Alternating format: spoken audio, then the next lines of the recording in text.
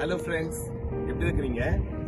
இங்க எனக்கு பின்னாடி ஒரு செடி பாக்குறீங்க இல்லைங்களா? இந்த செடி தான் இந்த மலை தேசத்துல எல்லா இடத்துலயும் இருக்கு.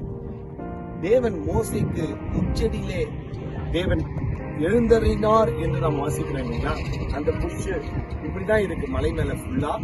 ஆனா இந்த நீங்க அப்படியே எனக்கு அப்படியே பின்னதாக நீங்க அப்படியே காட்டுவாங்க பாருங்க. அங்க அந்த ஸ்பிளிட் ராக் மாதிரி இருக்கும் சில இடங்கள். இங்க இது இஸ்ரவேல் தேவனுடைய ஜனங்கள்.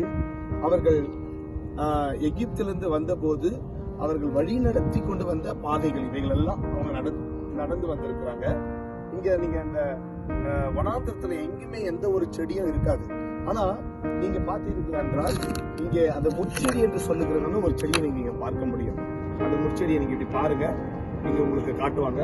அந்த முச்செடி இந்த வனாந்திரத்துல தண்ணீர் தாடகத்தையும் நீங்க பார்க்க முடியும். இங்க பாருங்க, இஸ்ரவேல் ஜனங்களுக்கும் இப்படிதான் தண்ணி இல்லாதப்ப ஆண்டவர் தண்ணீரை புறப்பட பண்ணினாராம்.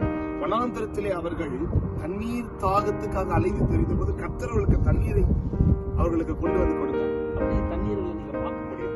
இது எல்லா இடத்திலும் கிடையாது, ஒரு குறிப்பிட்ட இடங்களில நீங்கள் இருக்க முடியும். இதே எனக்கு பின்பதாக பாருங்க, அந்த மலை ஒரு அடுக்கு தொடர் மலை போல இருக்கும். அது வித்தியாசமா இருக்கும். இந்த மலைக்கு நடுவில் தான் இங்க ரோடு போட்டு இவர்கள் இந்த தேசத்தார் சாலையாக பயன்படுத்தி கொண்டிருக்கிறாங்க. அந்த மலைகள் எல்லாம் பாத்தீங்கன்னா இப்படிதான் இஸ்ரேல் ஜனங்கள் கடந்து வந்திருக்கிறாங்க. கர்த்தர் இப்படிதான் நடத்திருக்கிறார்.